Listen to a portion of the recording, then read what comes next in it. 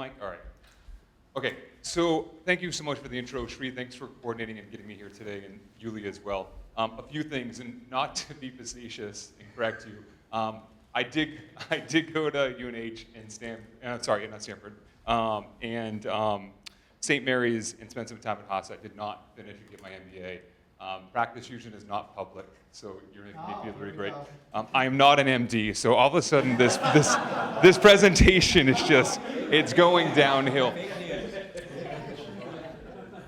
I think why Shri wanted me here is that I started a company in 2005 named Practice Fusion. It's an electronic health record platform. It was, we were small and scrappy. We came to market with a free electronic health record.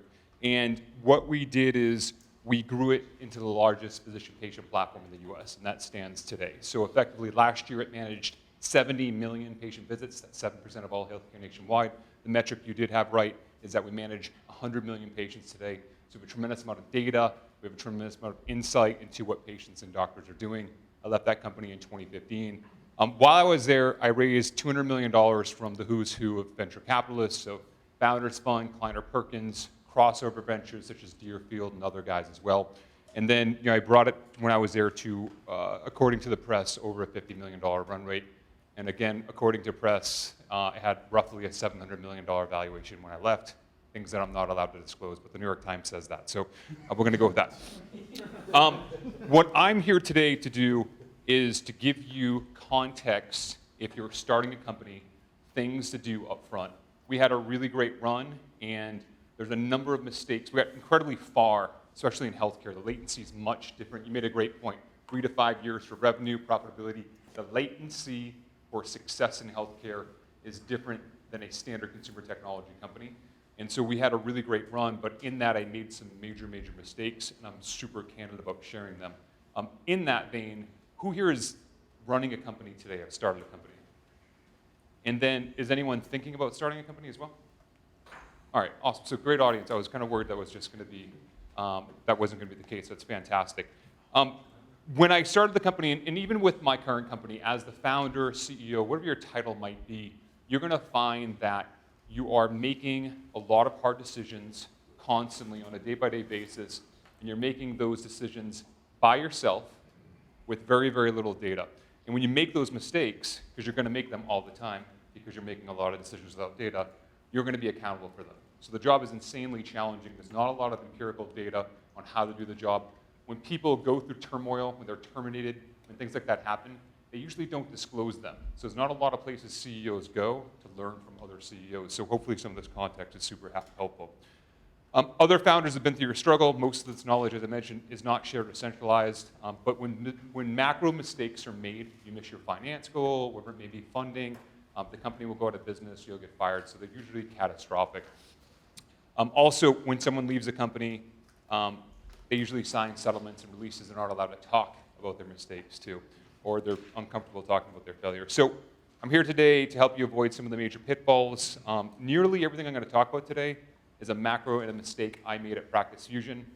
This presentation might seem a bit negative or morbid, but I can assure you the underbelly of startups and venture capital, they're real, they're quite challenging. This content is meant to have you prepared for that. I was listening to NPR, How I Built This, last night, and the CEO of Whole Foods was being interviewed. His name's John Mackey, and he said it was awesome because not a lot of people are afraid to talk about venture in the startup process. And he said, a venture capitalist is like a hitchhiker with a credit card. And if you pick them up, you can give them the ride and they'll pay for gas if things go well. And if they don't, they'll kick you out of the car, leave you for dead, and steal your car and take off. And it was a great analogy, a very extreme one. But effectively, again, I'm going to go through some steps that, what I found over time, these simply do not exist in a unified format, and hopefully they're helpful. This is super organic. You can tell I go fast. If you guys don't want to stop, if you have questions, just let's dig in. As a side note, I don't sell anything. I don't want to be your paid coach. I don't want to be on your board. I have my own startup. I'm here to be in service to you guys, and that's it. And then actually, he got me down here. I didn't want to drive down here. So we're going to cut this short by 10 minutes. I'm going to pitch you my new company to get a group of doctors' feedback in aggregate. It will have a lot of value for me, so I appreciate that. So Being an entrepreneur is incredibly challenging. Macro concerns when you're running your company are building a great product, building a great team, fundraising, which is constant, to make payroll. The last thing you want to do is worried about getting fired from the job in the company you created. But the reality is that Sequoia's founder says 45% of all founding CEOs in their portfolio, so I'm assuming everyone knows who Sequoia is, one of the most prominent venture capital groups in the Valley, if not the world. 45% of all their founding CEOs are exited within 18 months. This is a reality. So when you start a company, if you take venture capital, I cannot stress this enough, just know this is a real reality and the odds are likely against you. Most people don't know founders of Twitter, PayPal, Cisco, Tesla, they were all exited. Everyone thinks Elon Musk found Tesla, he did not. Everyone thinks Peter Thiel stayed at PayPal, he was terminated from PayPal. Jack Dorsey was fired from Twitter, rehired later on. Founders of Cisco were exited as well. So this happens all the time. Now the 45% is not a binary statistic. If you make it past the 18-month mark, your odds don't necessarily get better of staying longer.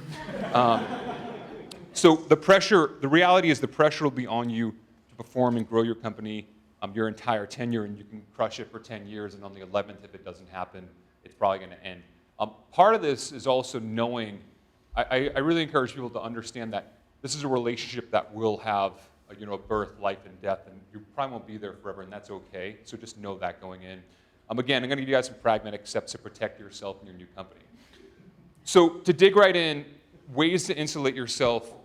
First and foremost, I'm going to give you ways to insulate yourself from being able to run your company for the duration, not forever. If you're not the right person, you should leave, and at some point you want to have total control. And this is not what that's about, but it's about not making the stupid steps. It's also about potentially protecting yourself economically in the process. So there's ways you can build in hooks in your new company to have downside protection if things don't work out. One thing I'm really focused on is board composition. So when I started Practice Fusion, I was on the board. I took on my Series A investor, they were on the board as well, and we assigned an independent. After my first series of funding, I lost control of the board. I didn't have leverage anymore. We did a Series B, C, D, so you can see how that stacks up. Every macro, if I'm putting $20 million in your company, I'm coming on your board. Just accept that. These people are partners. You should give them a board seat. But you can set up the structure of your company so you have more than one board seat allocated to common shareholders, which is you, up front, so you have some leverage in that process. So I really encourage people to assign 3 to 4 common board seats. Super critical. Maintain control of your company and your board as long as you possibly can. Give yourself the space, time, and autonomy to build the company to your vision. Many founders lose control of their company to their investors after the first round of funding, case in point. When you talk to an investor and you negotiate, you should, if they're like, during my Series A, the investor wanted 2 seats. So they would have had explicit control. And so you should ask that question, why do you want control of the company? What's your real intent? So, or you should ask yourself that as well. Why does this person want to control my company during the first investment? A way to negotiate with this is that the investor is usually buying 20 or 30% of the company each round. You should give them the pro rata board ownership of 20 to 30% of the board seats. And there's a couple of ways to go about it. The lead investor might be taking 20%. The total investor syndicate for that round might be taking 30%. So there's a dialogue to be had there. Are they getting a fifth of the board seats or a third of the board seats? Regardless, they're not getting half. So you're still maintaining control throughout this process. Another thing you can do here is you can set up your board seat personally to be irrevocable. So as long as you're a major shareholder of the company, if you leave the company, if you're terminated, whatever it may be, can I close this? Thank you. If you leave the company, if you're terminated, you still get to be part of the board. And this is really critical. A lot of founders are exited, no longer part of their company and their creation. They'll own 10, 20% of the company, have their entire net worth rolled up in it, and they won't have any say, control, or even insight into where the company is going. And the board, if it's largely composed of investors, they can do things that might not be in the best interest of the common shareholders. So by having an irrevocable seat, you get to basically stay part of the company even if you're not running it, and effectively you can keep an eye on what the company is doing on behalf of common shareholders to protect their interest and to protect your interest as well, which is really critical. Ryan, how low can your percentage ownership go and still be considered a major shareholder? Incredibly low. So like, the reality is that over time, this leads to a great question. Think about Aaron Levy brought Box.net public, right? So they had a $2 billion IPO. Aaron only owned 4% of the company. Now, at some point, he owned 100%. So the economics of dilution worked that way. Now, he still had a great outcome, was worth over $100 million, et cetera. But the reality is he would still maintain this right, if that makes sense. So it's really, if you're not selling off the majority of your shares. Now, if you're selling them off, you're liquidating, then you should not be part of the board any longer. But if you have a significant stake, and the reality is he's probably the largest, or if not the largest common shareholder as well, so he should stick with the company as well. This is something, by the way, too, if you guys need an attorney, I have helped design and build this package. There's a guy at Wilson Sonsini that focuses on healthcare and biotech. His name's Elton Satesky. He actually has a lot of this stuff built out as a template that I helped him design. So if you guys need help there, I'm happy to make that intro, and we'll talk about that in a moment.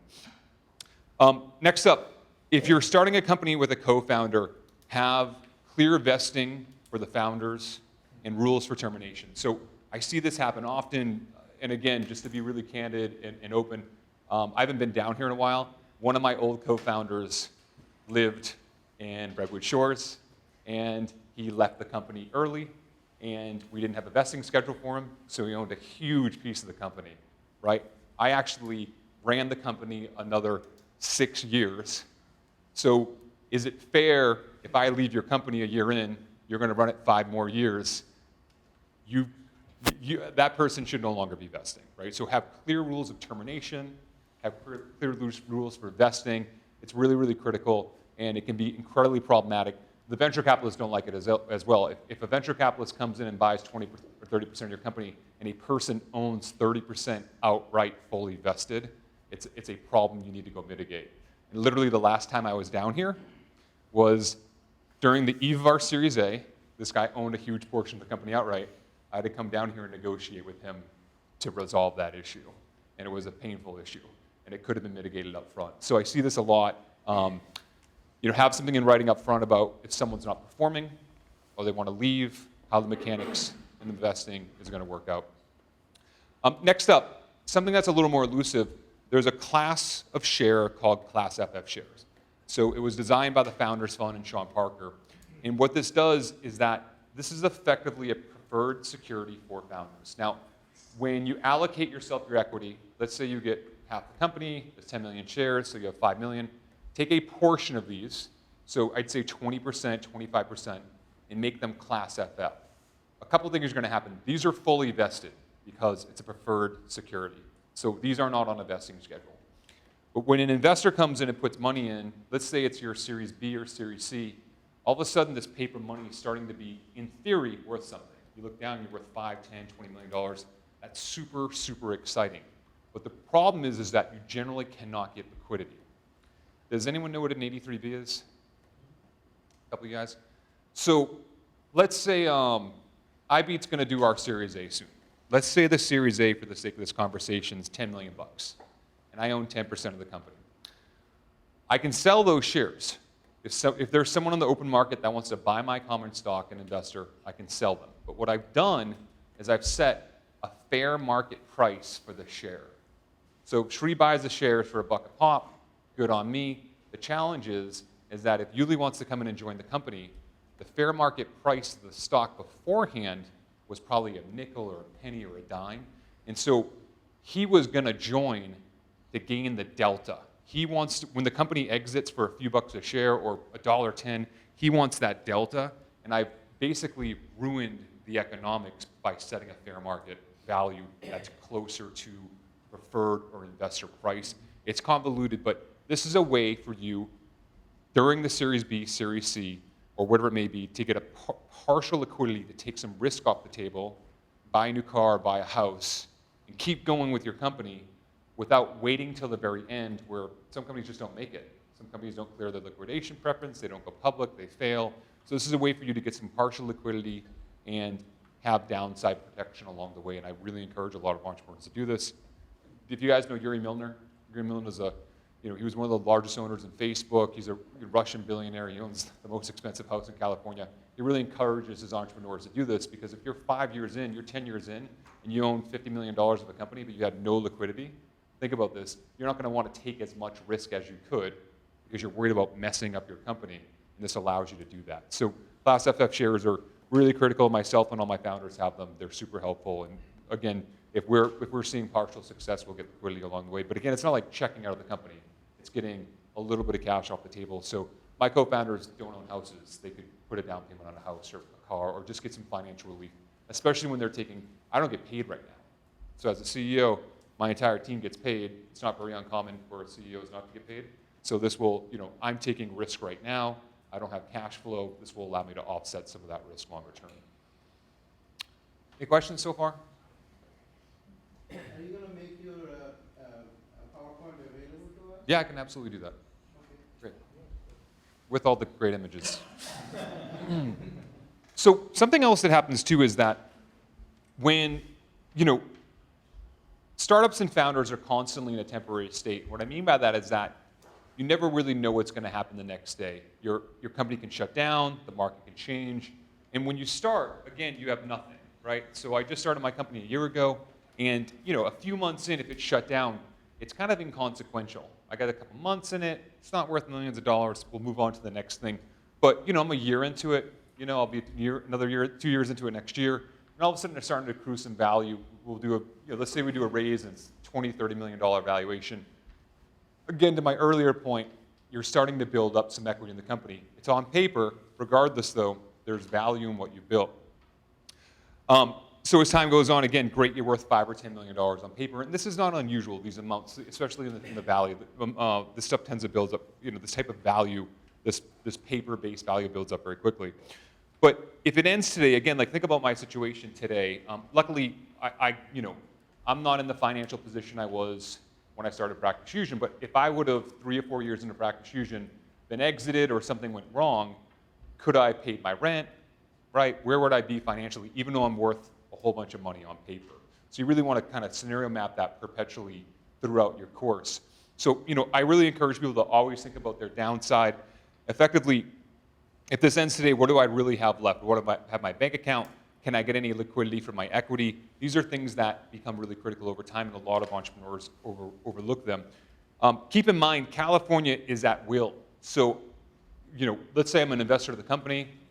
Once you incorporate that company, it doesn't matter if you're the founder. You can be exited any time by a board vote without cause. So it doesn't really matter.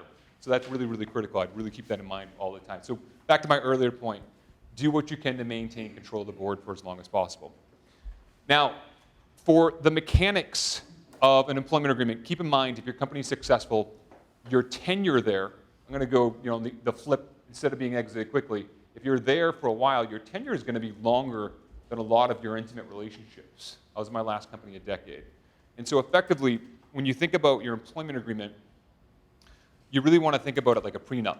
This is what happens if and when you and the company break up. So key items you want are, first and foremost, you want a great attorney unassociated with the company, so do not use corporate counsel.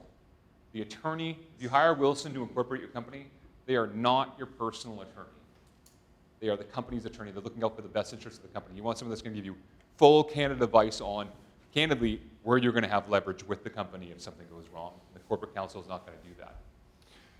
Within the agreement, you want what's called a cure provision, and these are not used enough in my opinion. So this means if the board wants to fire you, which is, again, I'm not trying to plot against the board or the venture capitalists, you might get fired.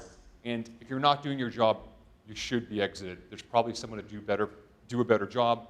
And with that, there's someone that's probably going to make you more money being a large shareholder in the company. So in some cases, it's better for everyone. But if you are exited, you want it to be done in the right way. And a cure provision makes it so if the board wants to let you go, they have to inform you of the issue ahead of time. You have time to cure the issue. Now, the reality is if you're at scale, let's say your revenue goal is $50 million this year, and it's almost June, and you're running at 45, you're trending at 45 million, you're likely not going to fix that. Your hole's too deep. You've likely been trying since day one to resolve this issue. It's just not going to happen. You're probably self-aware enough to know you're not going to have a job very soon. But what this is, instead of getting a bullet to the head overnight, This ensures the board comes to you up front and goes, hey, look, Sri, you know you're off goal. And it ensures they'll have good behavior as well. So, because they have to have the conversation ahead of time, right? It's not, I'm going to fire you in 60 days. It's going to be, we know you're off goal, obviously. Why don't we do, one, what's best for the company, get you in a chairman role, VP of product, where you excel, whatever it may be. So it allows you to, one, stay with the company, two, candidly build the narrative you want, and then three, basically have the exit that you want as well. And it's a much, much more positive exit for the company and the way it happens. It also erodes a tremendous amount of value when a founder or CEO is abruptly exited from a company. It really disrupts the culture. There's a tremendous amount of attrition. So it actually helps the company retain a lot of value and not erode that value. Next up, I encourage people to think about a severance up front. And this is something that, again, I rarely, if ever, see. A lot of entrepreneurs, when they hit their B or C round, they'll go talk to their board and they might put a severance package in place. But what's interesting to me is more times than not, founders don't have this. All of your other executives will have a compensation and severance package. Every single one of them that's savvy. If I come work for you tomorrow as your CMO, bet your ass I'll have a killer compensation package, period. So most founders don't, for some reason. You're the CEO of your company, you're entitled to this. So if you've closed a Series A, financing, the rule of thumb is that it should go up over time. So if the company's just closed a Series A, it's not $1 million. It's a 3 to 6 month severance, something to land on your feet. Now in this case, the company might not have an abundance of cash, but if you just got fired, candidly, that's not your problem. That's the board's issue. You need to look out for yourself, and you need to make sure, again, if you haven't been getting paid, you need to make sure that you can feed yourself. Secondly, equity investing. So there's no exact formula here, but you should have some accelerated vesting. Again, 6 to 12 months. And that's something, again, if you started the company, you're basically entitled to. Thirdly, this is something that's really critical and it's really elusive. I rarely hear people talking about it, but let's say you've been with the company 4 years, and then during that time, let's say you own 10% of the company, whatever it may be, and the company keeps you on as CEO, you're likely going to get another big grant of options to be incentivized to stay, because the equities were probably worth way more than your cash compensation, way, way more. So you're going to be vesting over time. Now, when you leave a company, whether you're terminated or you leave voluntarily, and this applies to almost every employee, you're going to have 90 days to exercise those shares on average. That's how most people work. So the challenge with that is that I had an executive that left one of my companies, and he had, let's say, $1 million worth of shares vested. He had to go and pay for those options, because options aren't free, right? There's a base price. You're betting on the delta. You're betting on the gain of that. So he had to expend $1 million to buy the share from us. Then he had to take the tax hit as well, so he had to pay taxes on them. And then he had to sit and wait, and he had no insight if the company was going to go public, the company was going to sell. The stock can go to zero, and you can lose the initial payment that you paid for the equity, as well as the taxes as well. So it's an insanely risky place to be. So what you can do up front in your employment agreement is have a mechanism for extending the exercise of your options. So if you leave the company, this allows you to have the autonomy and space to go, I got all these options tied up in the company. I don't have to pay for them today. And I can see how the company performs. And if they kill it, they go public, I will then go exercise these options. And then once I exercise them, they'll be able to pay my tax bill. But I've seen people lose hundreds of thousands of dollars in this exchange. It's insanely painful to, never mind just buying a share and seeing it go to zero, paying the taxes on that share, on the gain up front, because the day you buy it, you're paying for the gain, and then not being able to get that cash back is just really, really tragic. So it's something that, it's simple, it's something where, in my opinion, I'm giving you guys a number of negotiables, and if an investor comes in, I'm not trying to paint, this is not all peaches and cream. They're going to knock some of these things down. They're going to go, I'll give you 2 board seats. Let's take this away, et cetera. But some of these things would be unreasonable to take away. The extended exercising does not really cost the company anything. The company wants that equity back that you already vested. It's kind of greedy. So a lot of this stuff it passes the reasonable bar test. It will get through. It's stuff that, what I see more likely than not, is that it's simply not included in agreements because a lot of founders are simply ignorant or naive that this even exists. So it's stuff that is pretty standard if you ask for it. So really quick with this, in the same vein, sorry. So just in closing here, for the mechanics of your agreement, I mentioned this for a moment earlier. Everyone you're engaging with is looking out for their best interest. So if I'm an investor in your company, the shares I buy in your company are preferred shares. They're better than your shares, right? So if I put $1 million in your company, and the next day the company sells for $1 million, and I own half the company and you own half, guess how much you get? Zero. Exactly. I preferred shares. So I have preferences as an investor. I look out for my best interest. If I join your company as an executive, I'm going to look out for my best interest. I'll have a change in control. The company gets bought. I'll get accelerated vesting. If I get fired, I'm going to get paid. Every single executive I've ever hired gets a severance package. Even if they don't have it in their agreement, they can negotiate one because they generally have leverage. Because if they're an executive, they can simply do that for a variety of reasons. So the net is that everyone's going to protect their own interests. And what I find, again, is founders simply never, ever do this. Negotiate for yourself because no one else will. Put your employment agreement in place ahead of time. Don't ask for permission to do this. Do this yourself. Be the adult, be the professional, be the leader. If you wait till your Series B, you're going to have to ask your board. And you're going to get something that you're not going to like if you're going to get anything at all. Lastly, just from experience, and again, not to be super negative, I see this happen all the time, but you might get along with your board and your co-founders now and trust that they'll do the right things when things go sideways. But the reality is that when things do go sideways, people tend to show their ugly sides. So in addition, this is always, always amplified when there's money involved. So if your creation is worth a lot of money, it's going to be much, much uglier, I can guarantee that. So again, be sure to protect yourself and your interest. A great time to tackle your employment agreement is between your incorporation and your Series A, largely because you probably have autonomy over the board. You can put these conditions and terms into place. And then again, as you go through your financing, during the diligence process, they're going to look at your employment agreement, they're going to look at your board structure, they're going to try to change some of this, but they're going to the way I look at it is, they're going to take some of your stuff, they're not going to take all of your stuff. That makes sense. So putting some of these things in place some of them will stick and some won't, and obviously depending on how you negotiate it, as well as the leverage you have, your company's worth a lot. If you're Uber, you can have 10x voting rights. If you're not worth a lot and you're desperate for the money, most of this stuff's going to go away. On the team front, some of the things I like to talk about is that you're going to consistently be developing 3 different teams. First and foremost, your management team, so I'm pointing out the obvious, your CFO, head of marketing, operations, and product. Secondly, your board team, so board members that you recruit for common seats, as well as the ones that come with your investments. And then what I really encourage is that people have a personal support team. This is the one I see people spending the least amount of time on. So if you're a CEO or a founder of a company, you're in a great growth stage going very quickly, you should have an assistant, coaches around you, behavioral therapists.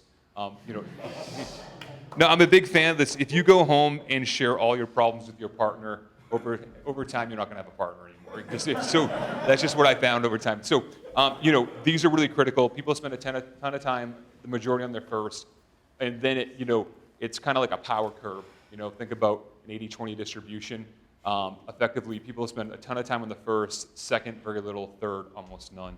And I've seen a lot of people get dysfunctional in this process as well. So I really encourage people to take their time and spend a lot of time on themselves and their other teams. On the management team, so many founders are intimidated by older, more tenured people or people who have more operational experience, which obviously ultimately slows them down. This definitely happened to me in Practice Fusion. My team was, I had 50 kids, and I was the only semi-adult there before I finally hired a real executive. And when I got past this block in myself, when I started to hire these great leaders, I would see a tectonic shift in the organization. It was really invigorating. Great leaders are going to be force multipliers for the following reasons. First and foremost, if you're managing a particular vertical in the company, let's say you're managing marketing and you're not a digital marketer or a retail marketer, your time is going to be greatly freed up, and it's going to allow you to be much more strategic and plan more. Secondly, the new leader is simply going to have a network. If you're building that team, you're growing, that's going to be much better than yours. They're going to have proven leaders and proven individual contributors that are going to basically execute much faster as a collective than you could, and hire much faster too to build more value. Thirdly, the new leader is just going to be better at the function than you were. So when you hire a great marketer, product person, if you haven't been doing that your career, you're going to hire a subject matter expert and a master of their craft that's just going to deliver much, much better results. And the really cool part about this is that it's super invigorating because you and your company will be worth more because of the executive you just hired. When you hire the right one, it's pretty amazing the shift that happens. In contrast, choosing the wrong leader can set your company back easily by a year. And so let me deconstruct this for a second. Let's take sales. If you're hiring a VP of sales, let's say you have a $20 million revenue goal next year. You hire a VP of sales. An executive search is going to take you 3 to 6 months. That's not an outlier. My CFO at Practice Fusion, one of them took me a year to the week. So to find the right person for your org can be super challenging, especially in healthcare. In my opinion, if you're building a consumer company, there's plenty of people that have sold a shitload of Fitbits. There's not a lot of people that have brought population health management solutions to market, sold the pharma, sold the healthcare plans, ramped it up, and basically extracted the revenue out of the deal. So I think it's a little more challenging in healthcare. So 3 to 6 months to get up to speed. Let's say they're off track. So if your sales leader is off track, they're generally going to be, the entire team will be off track as well. And so you're going to be behind goal. And the sales one's a great example of compounded value loss. So my revenue goal is $20 million. The team's trending at $16 million. Now think about that. I'm $4 million behind goal. That $4 million, all the revenue is likely a book of business. I got to sign Aetna this year and Humana, and then next year I need to keep Aetna and Humana and sign United, and it goes on and on.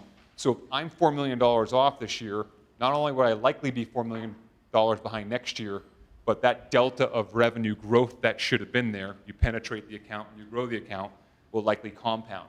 So this person has not just fallen behind, they've eroded the value of your company forever by millions and millions of dollars, and this happens all the time. So the wrong person can really, really cause some big problems. Now, think about this too. If your sales is not hitting goal, if you needed that $20 million to make payroll, then all of a sudden you can go out of business. Or you fundraise earlier, and this is when you're at the mercy of a venture capitalist. The last time we talked, my plan was $20 million. So I come to see you, I'm at $16 million. So if you're going to give me money, you're going to crush me in valuation, right? You're going to have leverage because I need the cash. And then I just diluted the entire company and my ownership as well. That's all because you hired the wrong person. So this problem can exacerbate in a way that can erode. You could probably get into 9 digits of value erosion over time. It's pretty crazy how it works out. Also, too, this can be the reason that you get fired, right? You have a revenue goal of $20 million. You're the CEO. Doesn't matter if the sales guy is behind. You hired the sales guy. It's your fault. So these things get catastrophic over time. The wrong leader can also cause a tremendous amount of fighting, dysfunction, ruin culture. I've seen it time and time again. The other thing, too, that's really interesting is that I've seen this. It's an interesting behavior. When the wrong leader's there and they're dysfunctional, people will start quitting, but they won't attribute it. They'll just be unhappy. And they just won't want to come anymore, and it'll be because of the dysfunction and fighting.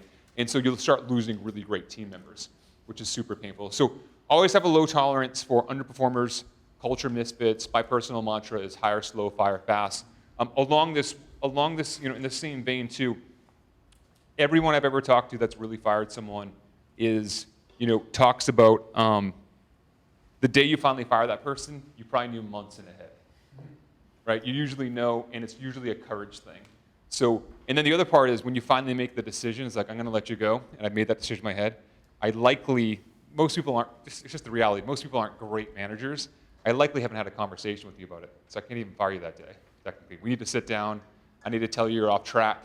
You don't even know you're off track. It goes on. The sales guy, the example I gave you, that guy knows he's off track, but most people aren't that self-aware, and then you have to go through that process and give them 30 to 60 days. Otherwise, you're going to have a lot of legal liability here in California, so it goes on and on. But yeah, most people don't do it very quickly, and it's something that if you become a great leader, you'll be able to make those decisive, hard decisions, and definitely, generally, not a popular decision when you do it, but it's part of the role. People are the single biggest indicator of success and failure in the company. So obviously, just pointing out the obvious, if I have a bad sales leader, bad product leader, my product doesn't work, sales guy can't sell it, the company's going to fail in its entirety. So people are really the key indicator of a company's success or failure. And then, I kind of deconstructed this already, but the wrong leader can be incredibly expensive directly too. So we talked about severance. A chief sales officer wouldn't be unusual, even if he's not performing or she's not performing, and you let them go, even if it's their fault, they'll usually carry a 6 to 12 month severance with them. So that's not unusual. The other part is that, think about, at this stage, my company is almost at a Series A. An executive of my company takes, if you come to work with my company for as a C-level, you're going to take 2 or 3 points of the company. So let's say you were there 18 months, you leave with a point of the company. A couple years later, it's worth $100 million. You made $1 million plus your severance, plus you set the company back by however much. So it's crazy. I've witnessed this. We've let as an executive go that was just empirically totally failed and sold a nut of equity for probably like 800 or 900K months later. It just pained me like so much to see that person not just yield the value, but to see that value not go to other team members that had earned it. So it's part of the process. Now, that said, there's not a lot of ways to mitigate this, with the exception of obviously just getting fantastic upfront at vetting candidates. And so your ability to assess a candidate during the limited time during an interview is critical. It can eliminate all the risks I mentioned. One thing I recommend in this process, I'm pretty insistent on it, is group interviews. So if I'm going to hire Sri, I'm interested in having him in. As a hiring manager, I'll meet with him one-on-one. But right after that, if I vetted him, his skill set tentatively is good, I get him with the team as soon as possible. So a greater group, 3 to 5 people. And what I find is that if he would have met with the 5 people individually, it would be like, how you doing? You're Sri, I'm Ryan, tell me about your background. So every meeting you just had spent 10 to 20 minutes building rapport, getting to know one another. Tremendous amount of churn lost, really, really inefficient, right? Probably 2 hours total of the 5 hours of meeting. And then in addition, I don't know what Yuli talked to Sri about and vice versa, so we don't have continuity between us. In a group interview, the team will go much deeper, there's more situational awareness. He's going to ask questions that I will not and vice versa, so you can get to a much deeper level of context, way more efficient because he's only telling you about his background one time. And then when people walk out, usually it's not just a binary outcome, but it'll be like, hey, I think that went well. Did you notice X, Y, Z, this weird behavior or quirk? Or I think we need to go a little deeper on this skill set, but there's, again, that continuity is really critical. You can get consensus much faster as well. I see a lot of times that people don't sync up when they interview people individually. They don't sync up for a day or two. Their memory's foggy. I think they were okay, yes or no. We usually walk out and we're going to go, I think he's awesome. Let's mitigate these 3 risks and get him back in, et cetera. So group interviews are really critical in my opinion. You just get more context and just more data from the group. Secondly, just another litmus test that I go for, a great candidate should be able to explain every part of how a problem was solved in their role. So really great example, I had an executive in recently, trying to figure out how much context to give here. This person was from a household brand consumer company you know. And if I mentioned it, you'd be like, that's a killer company. They were there over a decade, from the beginning till very recently. Very recently. And so, and they had an amazing, their frame was amazing. So when you met them, you're like, this person's awesome, like super competent. And as we dug in, she clearly had not done a lot of work there. She hired agencies to outsource everything. She couldn't represent her data. And it was amazing, like the dissonance I had between awesome candidate to seeing the actual work, couldn't actually deconstruct the problem. Why'd you do this? When you really dug in and peeled the layers back, she couldn't answer the question. So even in a C-level position, that person should usually be a master of they should have came up through the ranks and be, a good example is a chief marketing officer. A great chief marketing officer in the digital space should still be able to talk about the mechanics of digital marketing, SEO, SEM, display, retargeting, tools they use, how they get their reach, because they're directing that ship, not just, I hired an agency. And so effectively, your ability to ask them to deconstruct the problem will give you a lot of that context. This is actually Elon Musk's litmus test for hiring as well. The other part that we do is that we test everyone. So this is something we made up at Practice Fusion. We had a candidate that came in, and I'll never forget this. One, we would get a lot of candidates, and we were like, they were awesome in the interview, almost like the person that I could have just hired that I'm not gonna. Just amazing, presented really well as an individual. clearly couldn't do the work. We had one guy that came in, as we started testing people, we would call it a day in the life. So we'd be like, Yuli, come on in, and we're gonna call this, we just have this process called a day in the life. Come work with us for a day, do a little bit of work up front. And I'm gonna use the chief marketing officer as an example, because it's someone I'm hiring right now. We're hiring for that role. So build a plan out. We've only hung up for 3 hours, so it's not gonna be right. But I just wanna see how you think, what your work looks like, and that'll be great. And so a really seasoned person, once in a while they get a little, I don't wanna do the work, and you know, you get that little crankiness, and it's somewhat understandable. The way I position it to him is I would go, look, your career is important to you. Making a shift here is going to be super high risk for you, for anyone, right? A lot of anxiety involved. You'll get to hang out with us for a day. You get to see if you want to be here. The team dynamic.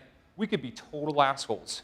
You might not want to come here, and that happens once in a while. Some people will come and out, they're like, you guys seem great. I'm not coming here, and that's a gift, because if he has that feeling and observation, that's not going to just be for the interview. That's going to be the day he starts. Let's say we didn't do the interview, the test. You start your first day, you can be like, you guys are assholes, I don't want to be here. So that's the worst case scenario. That's the worst thing that can happen. And why that is that while I'm interviewing him, I have a bunch of other people in the pipeline. I've spent 3 to 6 months building that pipe, as I talked about earlier, and I want to hire him, but if he follows through, I have backups. If he a week in quits, or 6 months in is more likely, not only have I lost all the value he should have created, because we started training you, he took off, but I've lost the pipeline and momentum I had. So if he bounces 6 months in, I probably have another 6 months of rekindling my pipeline to get new candidates in. So I probably lost a year of momentum. And I've seen this. I've had executive positions open for a year, and it's super, super painful. So a day in the life de-risks them. It basically allows them, and what's awesome too is that the day they start, they've already worked with a team. So they're like, hey dude, high five, good to see you again. They already know what's going on. They assimilate much, much faster, so it works really, really well. And again, it helps you avoid the issue I talked about earlier on. The other thing too is that you kind of, when you learn these lessons, you go through iterations and you get deeper and deeper. We would say, come on in and present to us a plan. And we had a guy that was awesome. He just crushed the interview. And he got in and started working with us, and like 2 weeks in, we were like, holy shit, that wasn't his work. He couldn't do the work. He was a great presenter. And so you want them to actually do an exercise with you. So we have devs write code, or throw them a marker and have them deconstruct the problem. And it's awesome. It's great, because a lot of people, the human condition is to get excited about people you like, that, you know, there's a halo effect, they might be attractive, there's all these dynamics going on. If they can do the work or not is usually a binary, more empirical outcome. So it's people will recalibrate. They'll be like, love the guy, can't do the job, right? And so that's kind of cool. Next up, I'm a big fan. So if I'm going to hire Sri, he gives me 5 references. Why would I check those references? Every reference he gives me is going to be awesome. He's not stupid. Just don't even ask for them. Get online and go on LinkedIn, see people he's worked with, and call them up, or just email them on LinkedIn, get a LinkedIn subscription, and ask them. And I guarantee, the interesting part is I almost hired a woman from, 6 months ago. We've been looking for this marketer for a while, obviously. This is a good example. We hired a marketer, and she just didn't like the job, and she left after a month. And for no real, it wasn't the culture, it wasn't exactly what she thought it would be. So it wasn't a culture thing. She thought it'd be more digital, and it wasn't. So we had rolled the pipeline down. So this is already happening in my new company. We had spun up a pipeline, had a bunch of candidates, hired one. We thought she was great. I was so excited about her. Her test was great. Got on board, just wasn't what she expected, because she wasn't into retail. So anyway, in this process, I found another candidate. And the other candidate we liked a lot. Her work was so-so. I started checking references. And if you call me for a reference for one of my old employees, it's going to be a binary outcome. It's going to be awesome or shitty. It's going to be straight up. And it's wild. People love sharing both of those. It's either I love this guy or I hate this guy. And they'll share it in abundance. So anyway, I linked in the CEO of the 3rd largest music service in the world. This guy's raised like $500 million. This guy's at the top of the layer cake. He responded to me in like 4 hours. And he was a German guy, and he's like, He's like, good in theory, bad in execution. And that's all I needed to hear. I didn't hire her. So that was super helpful. And I think we definitely avoided a failure there as well. Lastly, this is something that is, I think, really underrated. I remember we hired a guy back in the day that had been the founder of a really successful online insurance company. The company had a great reputation, and we were like 4 or 5 guys. I was super young and green, and he was kind of an asshole. And I remember talking to an early employee, and the early employee's logic, and this was not the guy to ask, but he was like, I don't care if he's an asshole as long as he makes such a shitload of money. And I was just young and ignorant. I'm like, that's pretty kick-ass logic. Let's go make some money. And the reality is that you're going to work next to this person for a long time. If you're going to build long-term value, if you guys want to build, whether it's a $10 million company or a $1 billion company, that doesn't happen overnight. It's long-term. There's an arc. You're going to be there for a while. And life's just too short. Make sure you're highly aligned with the person. And you don't have to be best friends with them. We don't have to go boozing every night. But we should get along in the workplace because there's going to be hard times. There's going to be times where you disagree. If you can't stand the person, going back to my earlier point, it's why you want to leave after a while. If you're not really building upon a culture that is invigorating, that you want to be around, life's too short for yourself, but also a lot of the employees you're going to hire as well. So you're going to spend more time with this person, more time with this person than your spouse is a reality. So you should like them. Tolerating assholes, again, will ruin your culture. People will quit. Culture fits will keep people in your company longer. And the recruits they bring in and the referral network they'll have will be better people, great human beings. What's the Lao Tzu saying? Like begets like energy attracts like energy. Great human beings attract great human beings. On the board team, so again, the single biggest mistake I think that founders make is in assembling their board. I'm way over time, aren't I? No, you're fine. Damn it. I'm not going to get a chance to present my stuff. All right. So, again, I mentioned 3 to 4 common seats as a placeholder to protect your board and your interests. This will also balance out bad board members. So if I'm going to take on Sri as an investor, what you guys don't realize is that, let's say he works at Sequoia, we're only going to meet 3 times. And I'm going to be pitching him the entire time. I'm barely going to even ask him questions. So I'm going to kind of inherit him as a board member. I'm really not going to know if we're aligned, if his behavior is good. So if you have a robust group of common board members, they'll balance out any bad behavior if it comes with that.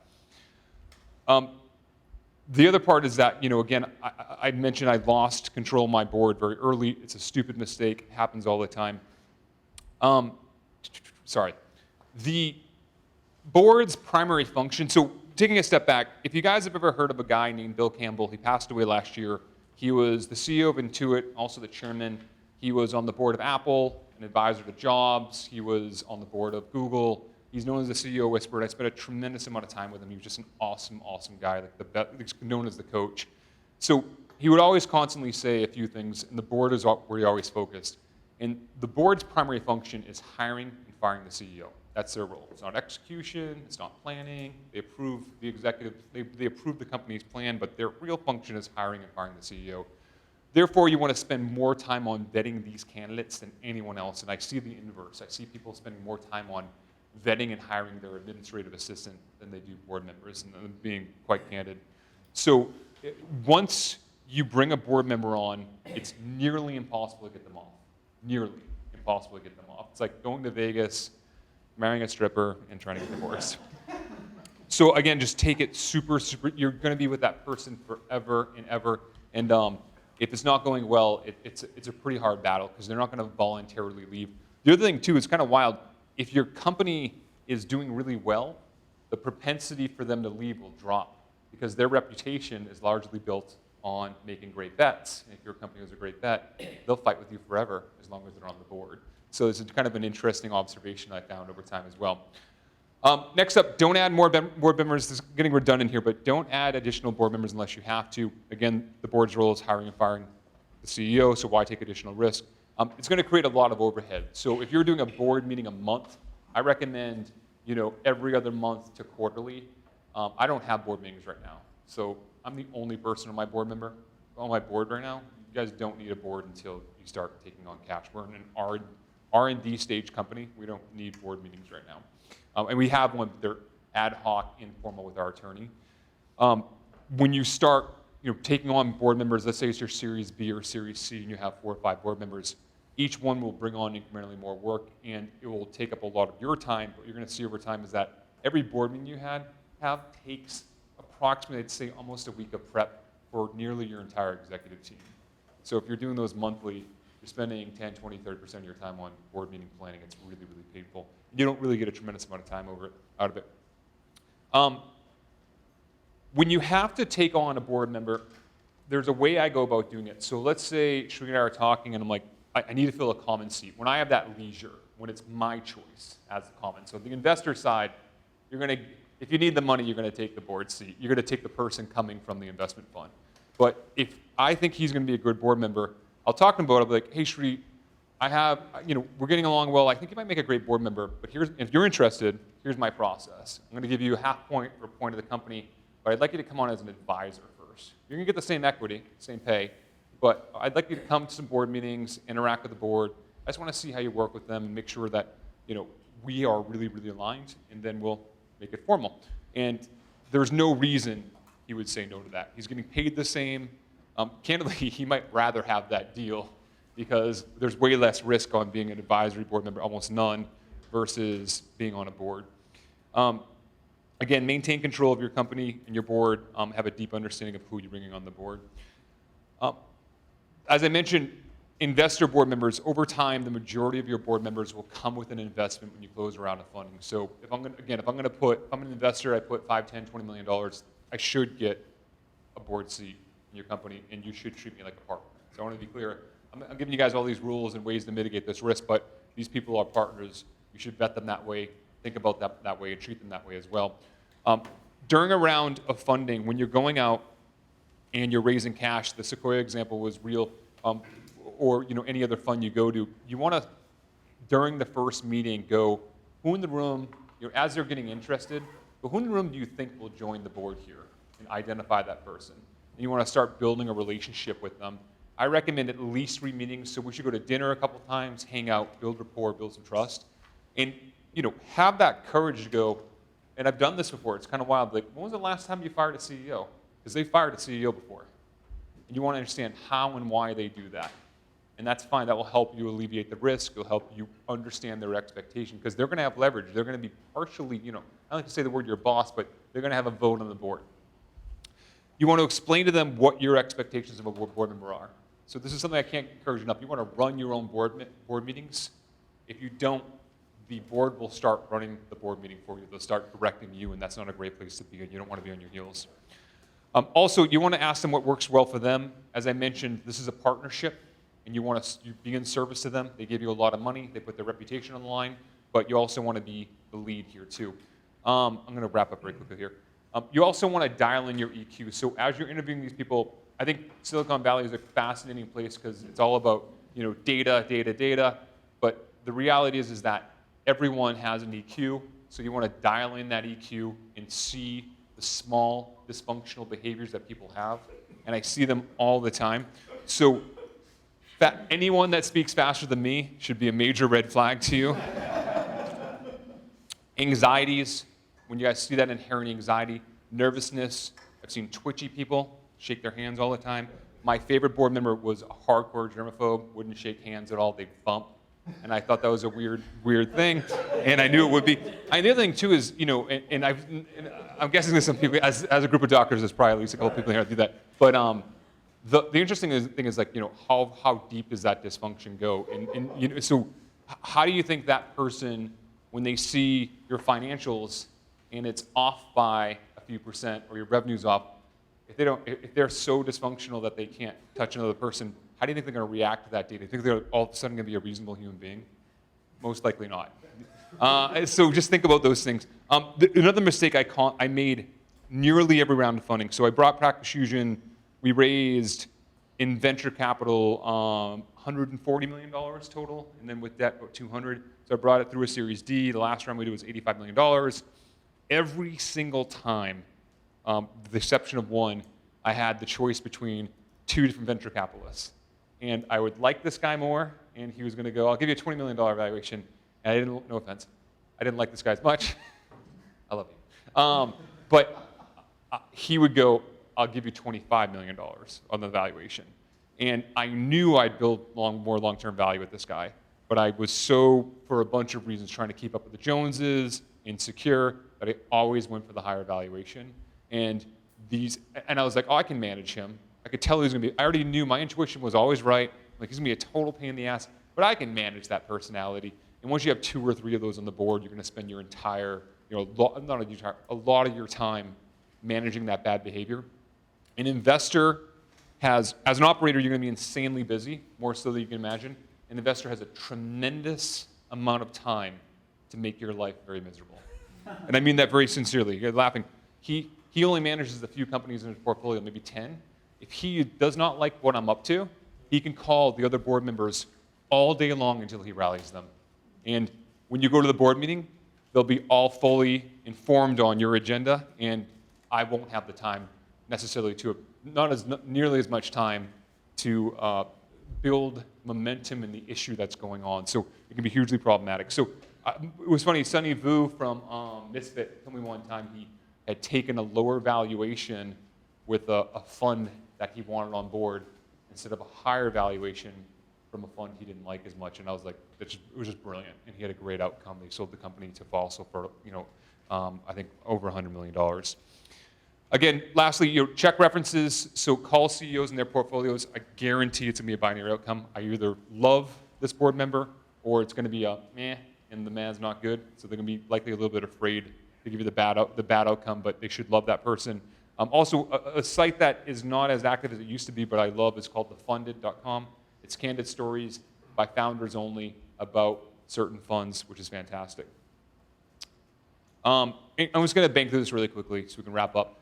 Board member pitfalls. So when I choose a board member, especially for an investment fund, I choose operators over MBAs. So you want people who have been in high-growth startups, people that understand the stresses and challenges. You don't need an academic on your board that hasn't done it before. You want to choose partners over associates. So junior associate's not going to have a lot of experience if you hit a roadblock. A partner is going to have more stature, more experience. If you hit a major money, like you need money, if you hit a major issue, like you need money, a partner is going to have more clout in the fund to get you a check versus a junior associate. You might be the junior associate's first investment. They might be worried about looking bad. So effectively, that partner is just going to have much more pull to get what you need done. Next up, again, don't be rushing to bringing a board member on. Never bring on someone you just met. Have them serve on the advisory board. We talked about it. And then once you trust them, make an offer. So again, my biggest single mistake at Practice Fusion, by far and away, was rushing one particular board member. It was really, really painful, put it that way. And then lastly, just to finalize here, board observers are generally pains in the asses. So basically, if you're bringing on an investment and they want a board observer seat, what's interesting is that there's an argument to be made where they don't have a vote, but if they're in the room, they have undue influence on the room. They have that time to rally and make phone calls, and they can talk as much as any other board member. They're just as influential. They can sway opinion. So, back to Bill Campbell's quote, no one ever said build a bigger board. Smaller boards are more efficient and more effective in serving you. And that's what I have on the entrepreneur side. Hopefully this is helpful. You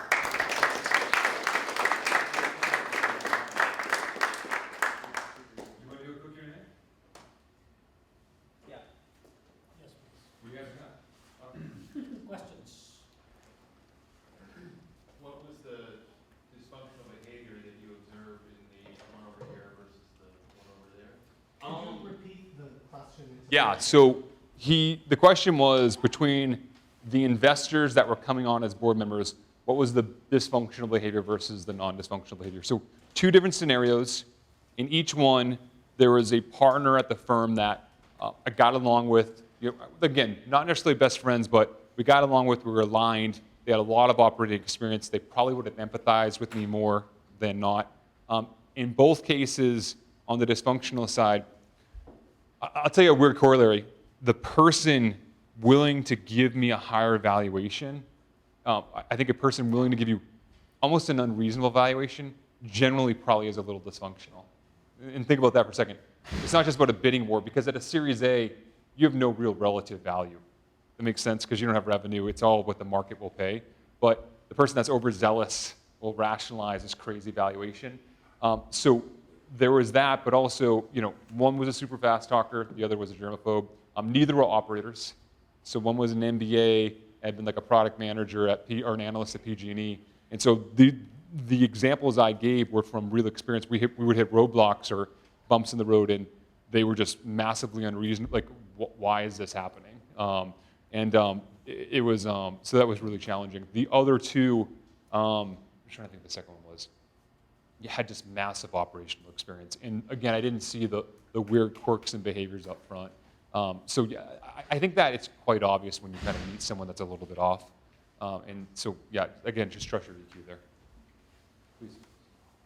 How did you get investors to invest in a B2B freemium model in healthcare? Into Practice Fusion. Yeah. We didn't up front. So when I started the company, I started working on it in 2005, and the three people you're generally, unless you have a network, so I didn't have my MBA, I don't have, my family is like from New Hampshire, they don't have any money, right? And so I didn't have a strong network on the economic side. So you're generally, if that's the case, you're raising money from the three F's, friends, families, and fools. And there was a lot of dumb money in the company. So I pieced together over 4 years $2 million, but I took checks all the way down to $5,000. And it was brutal. And no offense, guys, I generally never raise from doctors. The $5,000 check was from a doctor. So it was just a really brutal, it was just a grind. And so we were out of money perpetually. We had a developer that locked our code up before we launched. So it was really, when the company got funded, I had sold my house, sold my car. I had a house in foreclosure. I needed 2 root canals. I was 4 years behind on my back taxes. So there was just a passion. I was just hell bent on getting this done. We did our first round. We raised $7 million at a $20 million valuation. But the problem at the time is, there's 400 EMRs in the market, and everyone had lost money in the space. So like early 2000s, people just hated, my pitch. So we started distinguishing with free. When the company got traction, we had the data curve of our growth looked like a consumer curve, which is really uncanny in healthcare. And so we were able to attract a lot of non-healthcare investors, which gave us also a non-healthcare valuation, which served us really well. But it was always challenging because the story, if you really, my new company, I'll bang it out in 5 minutes, you'll know what it does. Practice Fusion was like a 3-hour story. If you really want to understand 6 different revenue line items and what the ecosystem could do, the diligence was much deeper. So it took a really, really bright investor to put cash in. So my close rate was probably literally at scale, like 5%. When we did the $85 million round, the last one, I was probably closing 4 or 5% of investors. I probably closed half of the investors I talked to now at iBeat. It's just a much simpler concept to grasp. But the big thing was traction. At some point I stopped, probably 2006, 7, I just stopped fundraising. I stopped going down to the valley. I'm like, I could spend all this time building the company and just paying people with equity, and I did that. Not that that was smooth sailing, but I was like, we can just write code and put something out, and I think it will work, and it did. What do you think about some drawbacks? Some companies will, they don't like equity funding because they want dilution. Yep. So they will go and borrow from the bank once they get some funding. What do you think about that strategy? Where do you see some drawbacks with that? I think it works great, but I think it generally, that's more of a small business approach. So I think that, I don't think generally that, and this is not a good or bad thing. I think that there's a lot of companies funded here. I think if you're going to take on venture capital, there's a litmus, a benchmark that you need to at least be like a $100 million company at some point, or if you're going to take on $5 or $10 million. And I don't think the majority of companies here really are that, right? And so maybe not in healthcare, but a lot of consumer plays are funded that shouldn't be. So I think a lot of companies likely should be funded by more traditional routes, but they're not, because I think that people get very overzealous being here, and it's really hard to kind of keep up with the Joneses, and you want to start your own company, you have an idea. So I think there's pros and cons to both. I'm not an expert on, I've never done anything through a bank, and so I'm not the best person to comment on it, but I think that, venture can be really, really challenging as well. The expectations are different, and then you can spend, and I spent 4 years trying to do our Series A. I'm not, we wouldn't have achieved the growth that we had without the cash fueling the company's growth. So we wouldn't have been Practice Fusion without taking on $200 million. And that type of cash tends to create a lot of success. When the money dies out and the funding dies out and the dust settles, what's really left? And so I think like Snapchat's a great example. They got crushed in the market. But just being, so a tremendous amount of capital will create a lot of excitement that might not necessarily be real. So anyway, I'm kind of getting sidetracked, but I think that there's many ways to bootstrap and fund a company, but yeah. Okay, Ryan, could we kindly move on to iBeat, and maybe if we're fortunate, you could answer a few questions after. Sure. All right. Is that okay? Thanks. All right, guys. I know you guys are packing up. I'm sorry we're a little late No, here. no, it's cool. Okay. So I know you guys are probably tired of hearing my voice. I'm going to be super short and sweet here. Give you guys like a 5-minute pitch here. And what I'd love if you guys are open to it is just, this is a product, it's going to market no matter what. But what I don't have the leisure of is getting 50 doctors' opinions on it. And just, I'm impartial. If you guys are like, this is terrible, I would never talk about it. I don't think it's a great idea. That's fine. I thrive on negative feedback. So, very quickly, what we're launching is, when we launch, we'll be the largest emergency response network in the US, and iBeat's offering consists of 2 different products. There's the iBeat Watch, which I'll explain in a moment, and then there's an app called Heart Hero. So the watch itself is, think about Life Alert with biometrics and tracking. What I mean by that is that, first and foremost, the button on the bottom here is help on demand. So just like I've fallen and I can't get up, if I have an issue, I press the button. It's fully cellular, so it doesn't need to be connected to the house, connected to Bluetooth, talk to an iPhone. It will reach out to emergency contacts, 911, as well as our Hero network, which I'll explain in a moment.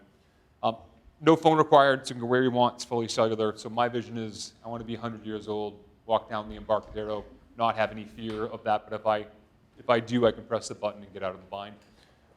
It monitors your heart 24/7. So this is not Fitbit. This is monitoring chemistry. So we are monitoring heart and pulse. We're monitoring tissue walks, perfusion. I don't need to explain to this group what those things are, thank God. But so effectively, we know if you're alive or not. What we're solving for is cardiac arrest. Cardiac arrest is the single biggest killer in the world, more so than any category of cancer combined. So what we're looking for is that if the person is simply having a cardiac arrest or not breathing, we literally detect that real time. This is up, this is running, it works. And effectively, we ask the user if they're okay. Hey, Sri, are you okay? Yes or no. It counts down in 10 seconds. And then we reach out to emergency contacts, 911 in the Hero network. And so the watch price will be about $250. We have a monitoring fee that pays for cell connectivity, and it pays for our dispatch because we have a human dispatch as well. Without oxygen, you need CPR in 3 minutes if you have a cardiac arrest. I'm sure you guys get that. The average EMT is 9 to 12 minutes away, so there's a delta of time between 3 and 9 minutes that you need to solve for if no one's around, and that's really what the app Heart Hero is all about. So this is an app that someone not wearing the device would download. So if I'm wearing the device, Shree's watching, I'm sure it's everyone's favorite doctor here. Dr. Oz is an investor in the company. And so let's say you're watching the Dr. Oz show. He says, hey, you can learn CPR today by downloading Heart Hero. He downloads the app. It teaches him CPR. We test his proficiency. We make sure he's good at CPR. And then effectively, if I'm wearing the watch and I have an incident nearby, he will get dispatched. So if I'm in South Park in San Francisco and you're at American Grilled Cheese, you will get a notification, can you help, yes or no? Hopefully he says yes. And effectively, he would be dispatched because the device has GPS to come help me out. Now, we also have the largest database of defibrillators in the US as well. So the second closest person would be dispatched to bring a defibrillator. I'm pretty much done here, guys, but really quickly, we have built a network of EMTs, firefighters, and police officers that are already on the Heart Hero app. So we have 1 million EMTs, firefighters, and police officers. So when we launch, we'll position this as the largest emergency response network in the US. And then the net is that, this is a great example. Seattle does this today. If I had a cardiac arrest in Seattle and Shrew is nearby, if he calls 911, they'll dispatch an EMT, but they also notify by text their EMTs, firefighters, and police officers that are off hours. They have half the mortality rate of cardiac arrest versus the rest of the country. So this is being done. We're just scaling this out to the rest of the country. It's for old people. And then this is more, I'm getting to the investor side, but this market's huge. So you guys know Life Alert. I don't know if any of you guys recommend that, but It's a $500 million a year company in recurring revenue. Philips Lifeline is actually bigger. They're doing $750 million in recurring revenue. Philips bought Lifeline for 7.5x multiple years ago. So we are really replacing these guys. And then really quick, just the differentiation is, one, the current products, they look like dog collars, right? There's these pendants you wear. Secondly, you're tied to your house. So effectively, it's radio-based. You're stuck to the home. You can't go and just roam on your own. Thirdly, they're not tracking heart. So if you stop breathing, they don't know that. And fourthly, these are super expensive. They're between $60 and $100 a month. And that's it. So I would just, the context I would love is just a couple of quick questions. Do any of you recommend life alerts to your patients today? Do you? As a speech pathologist and geriatrics, yes. And so, like, when the person's just incapacitated, older, like, when do you, like, what's the trigger for you to go, I think you should get this for yourself or for your parent? It's typically when the client, patient doesn't have enough support within their home, meaning someone like a child living with them or a grandchild living with them. So they're home alone maybe for 10, 12, or 14 hours a day, and then someone might come up, after work to check on them. And you're just starting to see risk in that person by being alone. Yeah, Got fall it. risk, injury risk. And then how often do they follow that suggestion? How often do they actually go through and go actually buy it? I don't understand. Okay. Do you think it's often or not so, or just not very often? I don't think it's very often. Okay. Also, I've seen with a lot of my cognitive patients or carryover, which would actually use Got it, it. got it. Got it. Okay. And then just, again, guys, I don't want to take up much of your time. Any visceral reactions, like I would never, ever suggest one of these. Let's assume that it works. It does. And et cetera. Any visceral reactions on this is something that, is good, bad, ugly, please? I'm actually in dental and I'm dentist, but I have my best friend is up at the University of Washington. He's an emergency doctor. Yep. He talked to me, told me about this program. He loves it. Like he Oh, in Seattle. Got it. Interesting. It's amazing. And I was just like, why isn't this everywhere? Yep. Yeah. So we have, if he is on it in Seattle, Yeah. we have, our API calls him. He's literally, we contracted with that group. Yeah. So it should be really cool. Yeah. We should be able to extend the network to other companies as well. My dad just got a monitoring device, a loop monitor, and it's a chip on his chest, Yeah. and it connects to a Kyocera phone. Yeah. And he's got Alzheimer's, so he doesn't know what the hell's going Yeah. on. I mean, it's not simple enough. Yeah. Well, this actually, so there's we're not tackling that initially, but we could do roaming. It has a GPS and a cell chip, so if he wanders, which is a huge issue, it could find him. So that's not much of a leap for us, actually. Please. I'm not a doctor. What's the battery life and charging? So the battery life is roughly 5 to 7 days on it.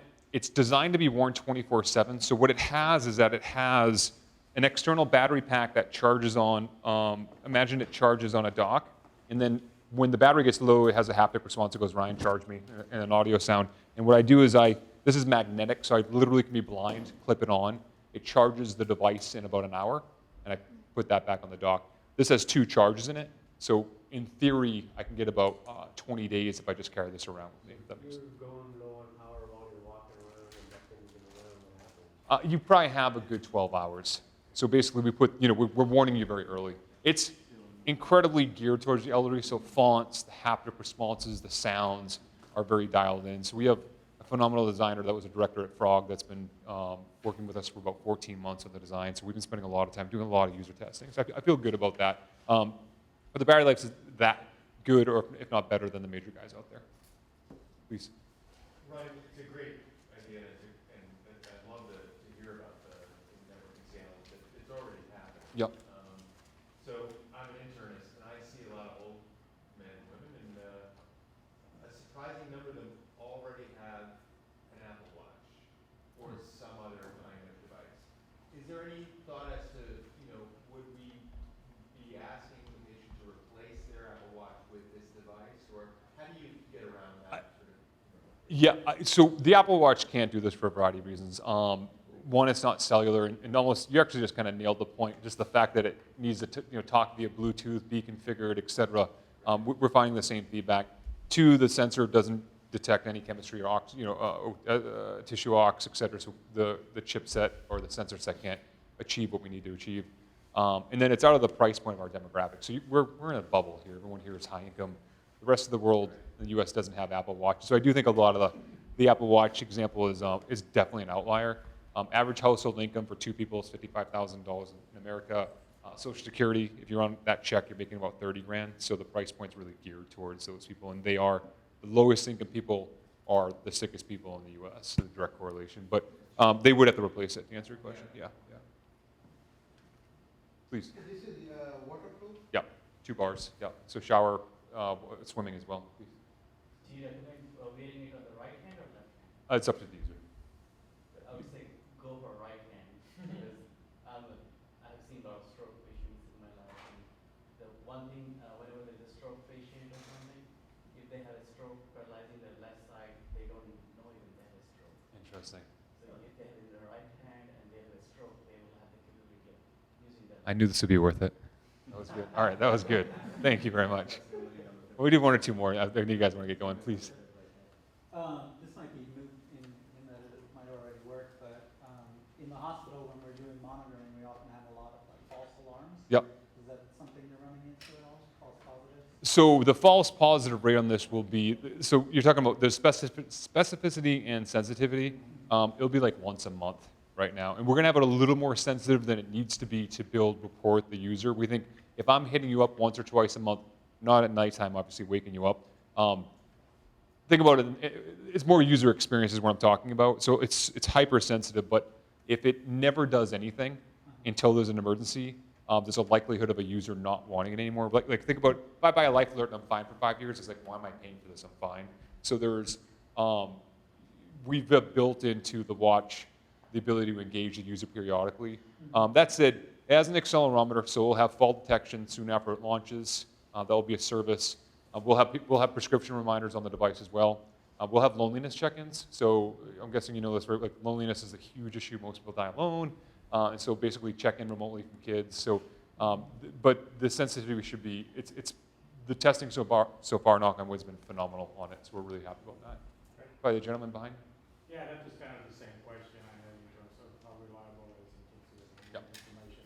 What's your thought about next generation, which I'm quite sure you're thinking about? Yeah, I think, I'm a product guy, so I have like 50 ideas, and usually I would build a roadmap up that has 50 things, but with this user group, I'm like, let's get some feedback and we'll figure it out. But the net is lower cost, our entry point's 250, it's too high. So that's just the reality of hardware now. Volume will give us leverage over our suppliers, that will drive it down, and then over time, the components just get cheaper because new components come out. So cheaper, potentially international, there's roaming on the dementia side. I think safety as a category is a $50 or $60 billion market. So we can take out the sensor, make a kid's version, and imagine and get rid of the kid doesn't need dispatch in 911. They just need to get to the parents. So the kid feels unsafe, they're lost, they're abducted, they press the button. We can do a $10 a month version with roughly a 95% margin on the business, and I'm pretty excited about that. So we're kicking that around too. That would be a small change as well. Please. Well, my question was about All right. sensitivity, specificity. Yeah. Please. Where's your manufacturing? China. Everything you have that's electronic comes out of China. Just a heads up. Everything. You know, I know you're already touching on this with the roaming, but I mean, this seems like such a natural fit for my area as a physician in terms of geriatric psychiatry. I mean, Alzheimer's patients are wandering all over the place. People are terrified of where they've gone. How do you even track them? I know that's not really what you want to do right now. I mean, this is all about cardiac and CPR. I'm just saying this dual purpose would just really, I think, be an incredible boost. So I think that's a definitive thing on the roadmap. It's pretty simple for us to tune. The device checks in with home periodically. So there's a way for us to, without killing the battery, have home go, I'm looking for the device. Let me ask you a question, one last question. This is going to be sold on the consumer front, so it'll be in Best Buy, Amazon, Target, et cetera. How do you guys feel about that versus like recommending it through doctors? Any immediate, so we're not positioning this as a medical device. What? Yeah. You guys agree with that? Yeah, it's really a great idea. So we also have a hardware component, and we got world's best hardware accelerator, which is based in San Francisco, Max. And they have a program where actually, they actually take you to the buyers of Best Buy, Target. Yep. So I think, if you actually get it onto the shelves, it is really huge. Yep. But the problem of returns is also huge. Got it. Yeah. We've had a lot of success. We're actually talking to all those guys. The device is up and working. We've shopped it, so I think we'll be in all those guys at launch. Yeah. Plus, we have Dr. Oz, which you guys are super excited about.